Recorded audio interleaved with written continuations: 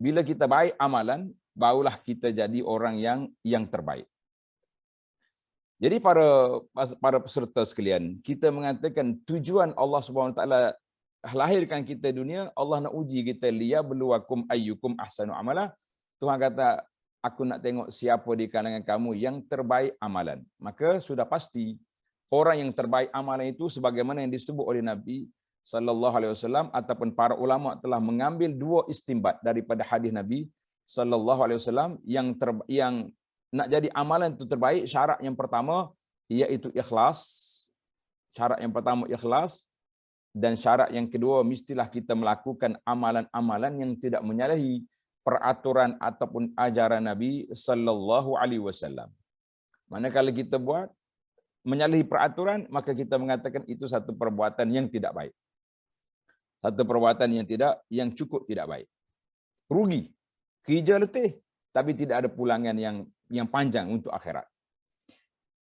Maka di antara ajaran ataupun sunnah Nabi sallallahu alaihi wasallam pada waktu pagi setelah kita solat subuh, termasuk juga bagi wanita yang tak solat, ini dia panggil zikir bacaan pada waktu pagi. Zikir bacaan waktu pagi, di antara doa yang kita kena amalkan sentiasa, Allahumma inni as'aluka ilman nafi'a wa rizqan tayyiba wa amalan mutaqabbala. Allahumma inni as'aluka ilman nafi'a wa rizqan tayyiba wa amalan mutaqabbala. Ya Allah, tiga permohonan yang kita minta. Aku minta denganmu ya Allah ilmu yang bermanfaat.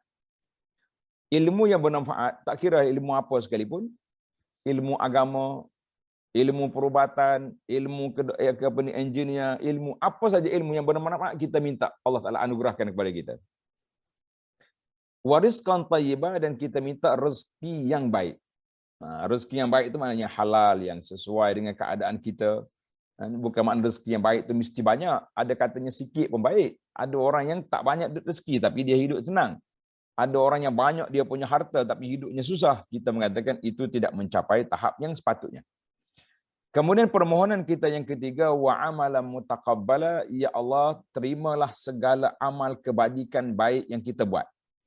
Jadi dalam kita ber-NGO ni, di antara doa yang kita minta Allah Taala kabulkan amalan-amalan kebajikan yang kita lakukan. Tak kiralah kita tolong orang susah, kita tolong orang yang kesempitan dalam mana-mana bidang sekalipun, dalam bab kesihatan, dalam bab keselamatan, dalam bab kelaparan, semua kita akan masuk mengikut ruang-ruang yang telah kita ada. Jadi mudah-mudahan doa ini menjadi motivasi besar kepada kita. Setiap pagi kita baca doa, Allahumma inni as'aluka ilman nafi'a wa rizqan tayyiba wa amalan mutaqabbala. Itu doa yang kita baca. Kemudian di antara doa-doa yang selalu kita baca itulah yang kita nampak ada keberkatan dalam hidup kita. Walaupun kita susah turun padang, kan, masuk kampung, keluar kampung, dari bandar ke hutan kita pergi, tapi kita rasa gembira.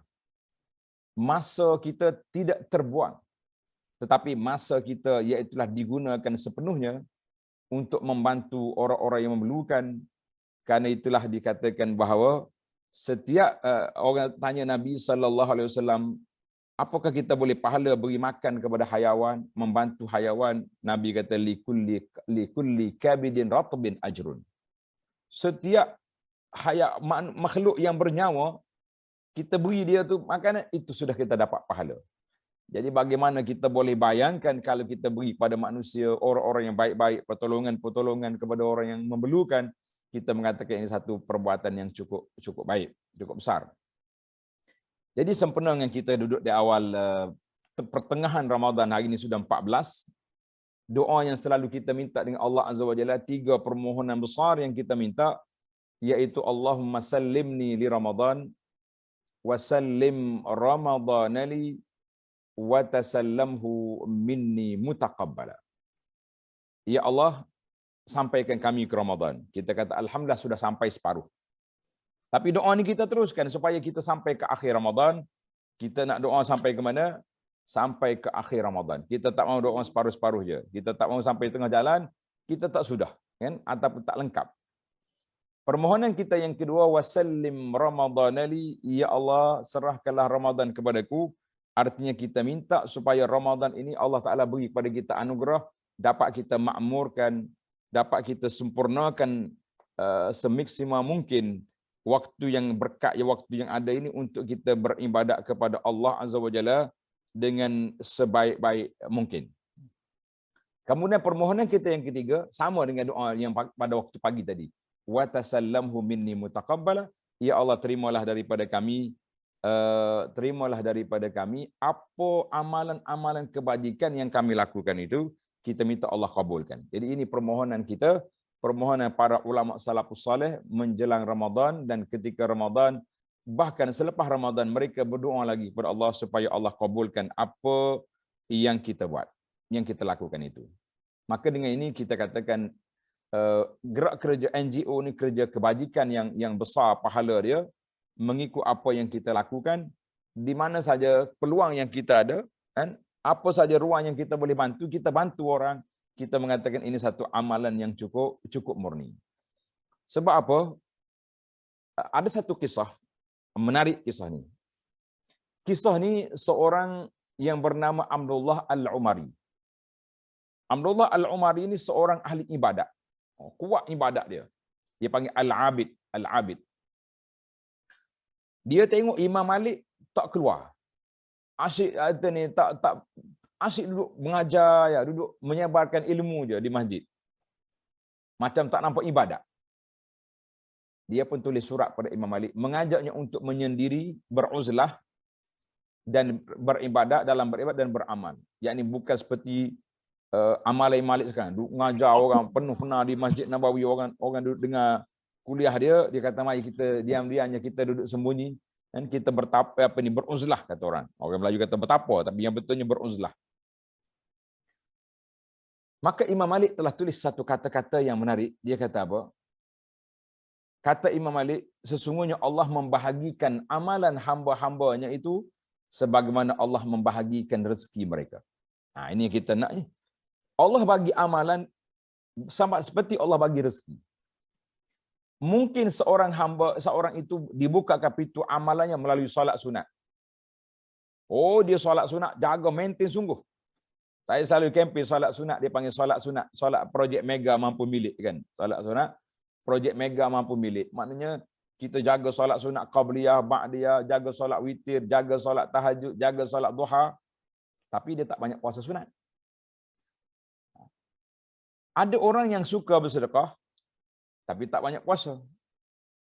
Manakala ada orang yang pula dibuka pintu jihad baginya, tapi tidak banyak solat sunat. Ini yang mahalus syahid kita nak tengok. Setiap NGO ada je pintu-pintu yang Allah buka untuk dia. Ada NGO ni kerja dia di mana ada bencana, di situlah dia wujud. Ada orang ni dia tak cari bencana, dia cari orang sakit. Orang kena dialisis, orang kena stroke, orang kena apa. Dia pergi bantu, tolong, bagi kaunseling, bagi bantuan, bagi pampers, macam-macam dia punya pertolongan. Ada orang ni kerja dia cari orang nak makan je. Masak je kerja dia. Jadi setiap NGO itu ada pintu-pintu kebajikan yang Allah Ta'ala buka. Cuma kisah Imam Malik itu panjanglah. Imam Malik kata, Allah Ta'ala pilih untuk aku menyebarkan ilmu. Jadi aku berbahagia dengan kerja yang aku buat ini. Maka kata di para pendakwah, dia kata, kita hendaklah sentiasa melakukan kerja kebajikan yang Allah berikan kegembiraan dan kesukaan apabila kita dapat melakukannya. Kita dalam NGO ni, kita rasa happy. Boleh buat kerja kebajikan, kita rasa suka, rasa bahagia, rasa orang panggil berpuas hati lah dalam hidup kita ni. Sebab apa berpuas hati? Sebab kita terasa sangat-sangat bahawa Allah beri peluang kepada kita menghabiskan baki umur, sisa-sisa umur yang ada lagi ni, mungkin dalam 5 tahun, mungkin 10 tahun lagi. Setelah dulunya kita bekerja sibuk dengan kerja-kerja di jabat, sekarang ni kerja sendiri contohnya. Jadi kita ambil masa ini, setiap orang sudah disediakan pintu kebajikan untuknya, kita kata Alhamdulillah. Karena itu bagi anak satu benda yang positif. Setiap NGO dia akan ambil satu sudut yang tertentu. Supaya bantuan itu komprehensif. Orang ni ambil bahagian ni, orang ambil bahagian ni. Jadi lengkap. Orang lapar cari orang ni, orang sakit cari kumpulan ni, Orang mati pun ada NGO kematian sekarang ni. Ramai ada kawan-kawan kita baru ni datang sini rombongan saudara Mahdi, dia mari. Dia kata, Ustaz, saya sudah ada 4 buah kenderaan sekarang ni. Kereta mayat 1, kereta ambulans 1. Jadi kita kata dan dia orang ni sangat gembira dengan kerja dia. Bahkan dia ada alat penggali kubur. Dia tak gali dengan tangan dah. Dia gali dengan alat dia. Oh, Masya Allah. Dia kata, siapa alat ni bagi mana? Alat ni pun orang bagi dia tu. Masya Allah, kita kata berkatnya hidup awak ni. Buat kamu ni berkat. Kerana apa keberkatan? Allah Ta'ala anugerahkan kepada kita waktu gembira. Hati kita suka dengan kerja yang Allah Ta'ala berikan ini. Kita kata ini satu perkara yang besar. Dia tak mikir nak cari duit. Kalau saya dekat perniagaan, gembira. Tapi ada pulangan. Kita kata yang ni tak ada pulangan. Pulangannya kita mengharapkan daripada Allah Azza wa Jalla. Dalam sebuah hadis yang panjang, yang diriwayatkan oleh Imam Muslim, tapi menarik hadis ini, untuk kita kongsikan dalam kerja-kerja kebajikan yang kita buat ini, iaitu sabda Nabi SAW, man naffasa an mu'minin kurbatan min kurabid dunia. Sesiapa yang melapangkan satu kesusahan dunia dari seorang mukmin. Orang ni susah, tak cukup makan, orang ni susah, macam-macam kesusahan dia ada. Apa jadi? Naffasallahu anhu kurbatan min kurabi yaumil qiyamah. Allah Ta'ala akan lepaskan dia kesusahan pada hari kiamat. 1. Wa man yassara ala mu'sirin. Sesiapa yang mempermudahkan, memudahkan orang yang kesulitan. Apa saja sulit atas dunia ini. Yassarallahu alaihi fid dunya wal akhirah. Allah Ta'ala akan mudahkan kerja hidup kita di dunia dan di akhirat. Masya Allah. Wa man satara musliman satarahullah. Siapa dia menutup keaiban saudara muslim dia, Allah Ta'ala akan tutup keaiban kita di dunia dan di akhirat. Wallahu fi aunil abdi ma kanal abdu fi auni akhi. Allah Ta'ala akan beri bantuan kepada seorang hamba selama mana hamba itu membantu saudara-saudaranya. Jadi para jemaah sekalian, hadis ini sahih diriwayatkan oleh Muslim. Semoga kita mampu menjadi golongan yang mulia ini, membantu orang yang memerlukan dalam semua perkara. Dari sudut makanan, kita bantu. Keuangan, bantu. Bimbingan, bantu. Nasihat, bantu. Jadi manusia ni dia nak pelbagai. Ada orang tu banyak duit. Dia tak nak kita bagi duit dia. Tapi dia nak kasih sayang. Dia nak suruh kita tanya khabar dia. Dari sudut psikologinya, dari sudut bimbingannya. Ada orang ni senang hidup dia. Tapi dia tak ada orang pandu dia dalam hidup. Jadi dia perlu pada pembimbing, pendakwah yang mendekat. Mana kita kata Alhamdulillah, para jemaah sekalian, semua kita ada. Juga mampu untuk menjadi orang yang menyebarkan kebaikan yang orang lain lakukan, bukan menyebarkan keburukan. Mana kita sebar kebaikan, orang buat kebaikan, kita sebarkan. Contohnya kita kata NGO, kita ni ada NGO, orang lain pun ada NGO juga. Tapi sama-sama NGO, kita katakan NGO dia ni, dia telah buat benda ni. Saya buat benda ni. Jadi kita tak perlu duk memperlekehkan orang tu orang ni ataupun mengecil-ngecilkan peranan orang lain. Kita kata tidak. Kadang-kadang setiap orang yang dia buat kerja tu kita pun rasa pelik kan. NGO yang duk bantu orang sakit ni. Allah, anak sendiri tak mampu nak buat. Tapi sahabat-sahabat kita dalam NGO bahagian ni mereka bantu buat. Maka kita mengatakan hadis ni sebesar. Hadis ini memberi motivasi kepada kita supaya kita sentiasa membantu orang, membuka ruang-ruang pertolongan kepada siapa saja yang kita mampu untuk membantu mereka. Kita kadang-kadang duk mikir macam susah sangat nak dapat pahala ni. Kita rasa macam payah sangat ke nak dapat pahala ni.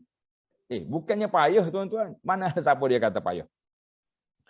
Dalam sebuah hadis, Nabi SAW bersabda, laqad ra'aitu rajulan yataqallabu fil jannah fi syajaratin qata'aha min zahri tariq kanat tu'zi nas. Dia kata Nabi SAW, aku lihat seorang laki-laki bersenang-senang dalam syurga. Sebabnya hanya kerana dia telah membuang pokok yang berada di tengah jalan dari menyakiti manusia yang melalui jalan itu. Maknanya kita nampak kerja dia nampak simple je. Ada benda jatuh tengah jalan, mengganggu orang, dia ambil tak tepi. Allah balas dia dengan begitu besar. Jadi apa yang kita dapat pahami daripada hadis yang hadis ini sahih diriwayat oleh Imam Muslim? Apa yang kita dapati? Pengajaran hadis yang pertama, syariat Islam ini syumul ajarannya, termasuk menjaga alam sekitar. Jadi kita ada NGO alam sekitar pun ada. NGO kebersihan pun ada. Jumpa sampah kutip. Tohuk sampah dalam tong, jangan tohuk koksir. Itu apakah dia punya istilah?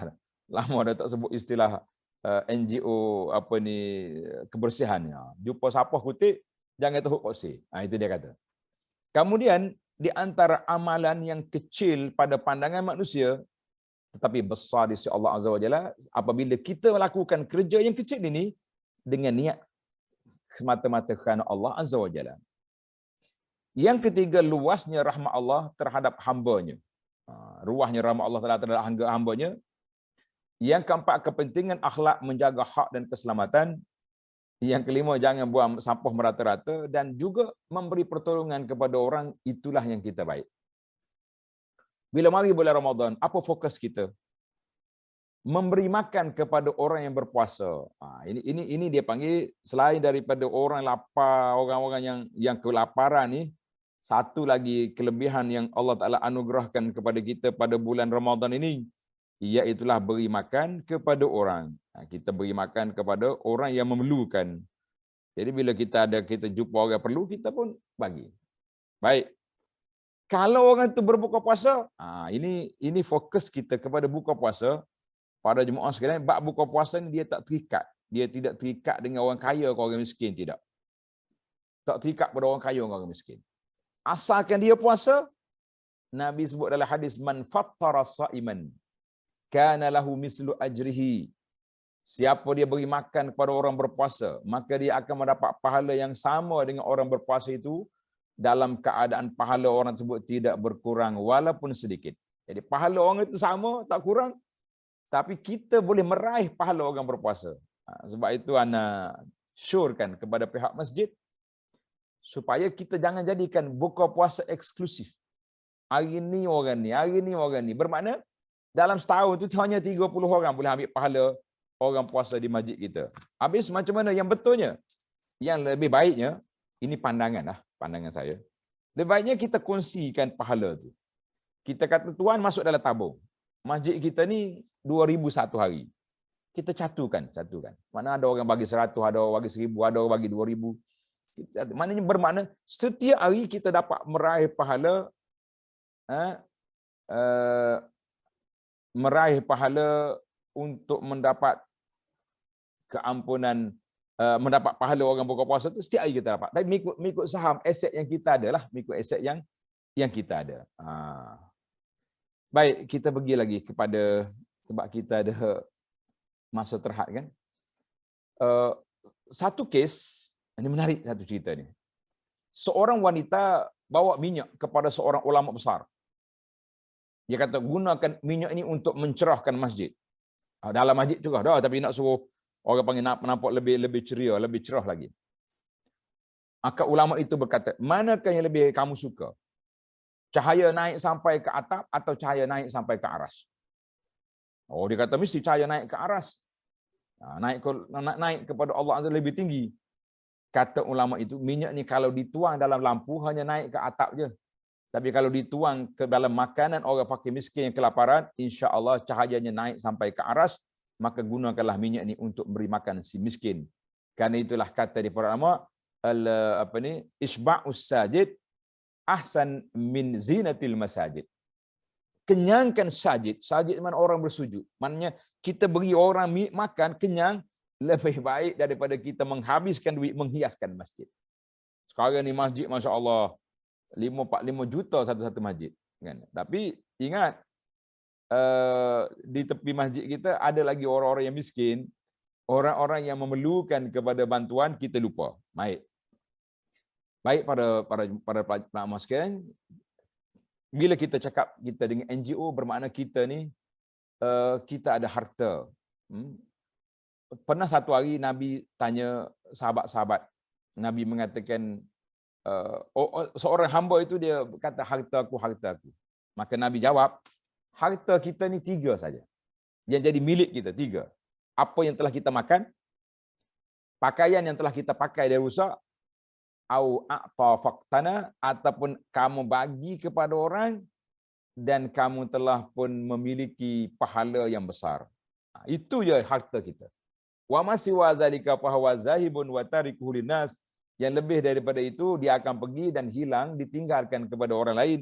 ditinggalkan kepada keluarga dan anak-anak kita. Tak apalah tinggal kepada orang, tapi adakah pasti anak kita akan buat kebajikan seperti yang kita harapkan ataupun tidak? Kita mengatakan itu satu perkara yang kita kena fikir, bahawa kita bimbang nanti kita tinggal harta banyak tapi harta tak sampai ke kita, tak mengalir ke dalam kubur.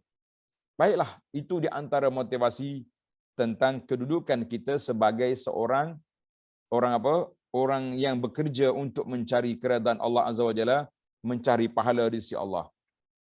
Oleh kerana kita ni NGO, maka di sana sudah pasti ada organisasi. Bila ada organisasi, di sinilah pentingnya kerjasama. Pentingnya kerjasama.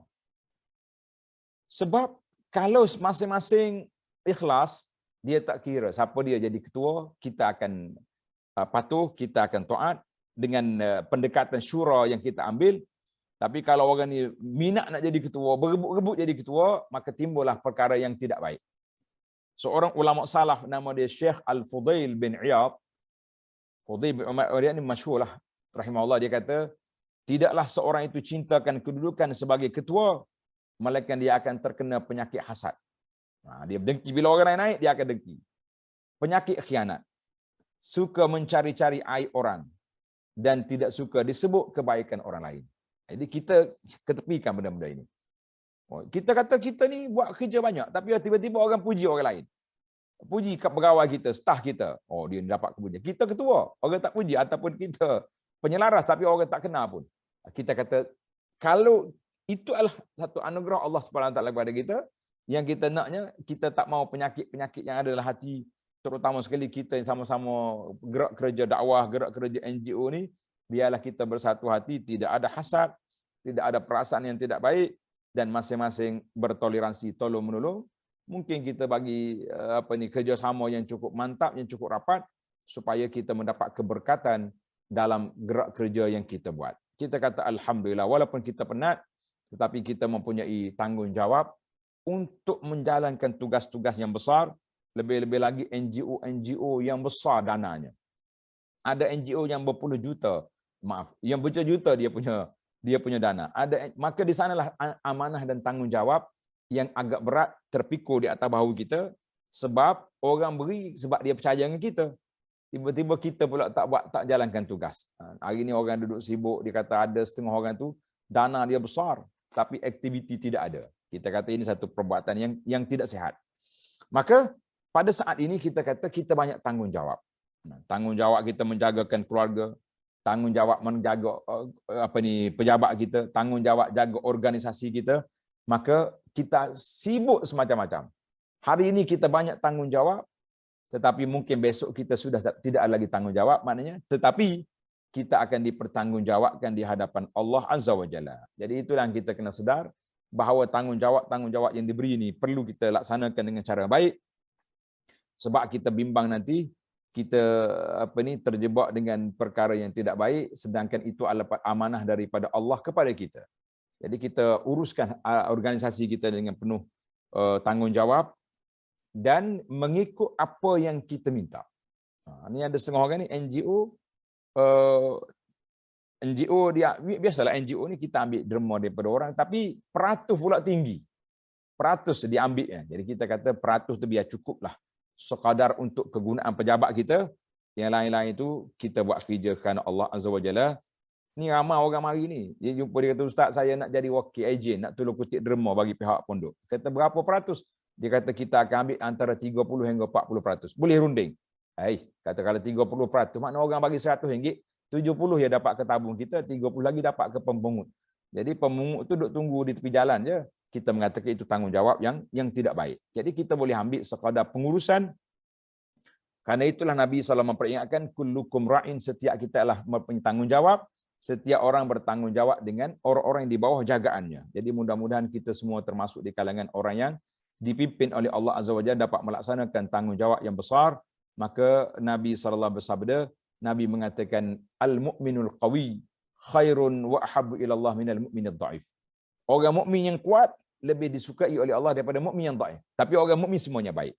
Jadi kita cubalah menggunakan kepakaran, gunakan tenaga, gunakan kekuatan yang kita ada, dana yang kita ada ini semata-mata untuk memberi manfaat kepada kita dan manfaat kepada orang-orang yang memerlukan bantuan, kita mengatakan ini satu perkara yang besar. Sebab itulah seorang tokoh ulama salaf nama dia Ibnu Ijlan. Ibnu Ijlan dia kata apa? Quwwatul mu'min fi qalbihi. Kekuatan seorang mukmin terletak dalam dada dia, dalam hati dia. Jadi kita ni kadang-kadang rasa lemah, letih, tapi bila kita buat kerja-kerja kebajikan, Allah Taala beri pada kita kekuatan sebab hati kita happy. Hati kita suka, hati kita gembira, masuk dalam pendalaman. Off-road dia punya berapa puluh kilometer. Kita masuk kereta jeep kita kena tarik, tapi suka. Ada yang tidur dalam tengah hutan dia tidur. Semata-mata kerana perjalanan yang tak sampai ke destinasi. Kita mengatakan mereka digembira sebab itulah kekuatan jiwa seorang mukmin duduk di hati. Kalau semata-mata fizikal kuat, kata di para ulama berapa ramai orang yang kuat fizikalnya, boleh berjalan sana sini tapi tak mampu nak melangkah ke masjid, kita mengatakan itu satu perkara yang cukup menakutkan.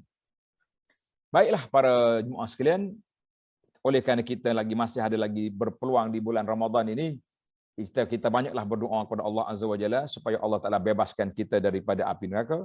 Sebagaimana dalam hadis Nabi sallallahu alaihi wasallam, innalillahi inda kulli fitrin utaqa. Setiap kita buka puasa pada waktu malam ada je senarai yang Allah Taala bebaskan manusia daripada api neraka, maka kita berdoalah kepada Allah Azza wa Jalla, Allahumma ja'alna min utaqaika minan nar. Ya Allah, jadikan kami, keluarga kami, bapa kami orang yang merdeka, yang bebas daripada api neraka pada musim yang besar ini. Dan banyak lagi motivasi tentang Ramadan. Di antara motivasi yang kita nak peringatkan juga, iaitulah kita solat tarawih bersama imam sampai sudah. Sebab apa? Kata Nabi sallallahu alaihi wasallam, siapa dia solat tarawih bersama imam sampai sudah, ditulis baginya pahala berdiri satu malam. Ditulis baginya pahala berdiri satu malam. Ini bonus. Walaupun kita balik tidur selepas tarawih, lepas kita tadarus contohnya, kita moreh, kita penat sebab esok kerja, kita balik tidur, tidak jadi masalah, kita sudah dapat pahala bonus qiyamul lailatin, berdiri satu malam yang full, yang penuh. Kita kata alhamdulillah. Dan bulan ini juga jangan lupa kita dengan Al-Quran, kata ahli motivasi, beri masa kepada Quran, jangan tunggu bila ada masa baru nak baca Quran. Kalau tunggu bila ada masa baru baca Quran, jawabnya tak terbacalah kita. Tapi kalau kita peruntukkan masa untuk Quran, insya-Allah kita akan dapat baca Quran dengan sempurna, insya-Allah. Maka itulah tazkirah ringkas kita kepada NGO kita ini. Mudah-mudahan ada manfaatnya, insya-Allah. Jadi bagi ana lah, bagi pihak saya, terima kasih banyak kepada Datuk Dr. Rosmi, sahabat saya, satu orang yang kampung sama, yang telah pun banyak memberi sumbangan dan pertolongan-pertolongan kepada kita sini dan juga tempat-tempat lain, dan juga warga MRA seluruhnya, di seluruh Malaysia, Datuk Dr. Razak dan lain-lain, yang bekerja siang malam untuk memberi sumbangan kepada masyarakat. Kita mengatakan jasa tuan-tuan dan puan-puan, insya-Allah tidak akan keringat yang kita curahkan ini tidak hanya hilang begitu saja, dia tersimpan di sisi Allah. Mudah-mudahan Allah Taala permudahkan segala urusan kita, amin ya rabbal alamin. Insya-Allah ada masa kita jumpa lagi. Ana ucap terima kasih kepada Datuk Dr. Rosmi dan juga Wan Mukhzani sebagai moderator yang telah bersama dengan kita dalam program ini, insya-Allah. Sekian, assalamualaikum warahmatullahi wabarakatuh.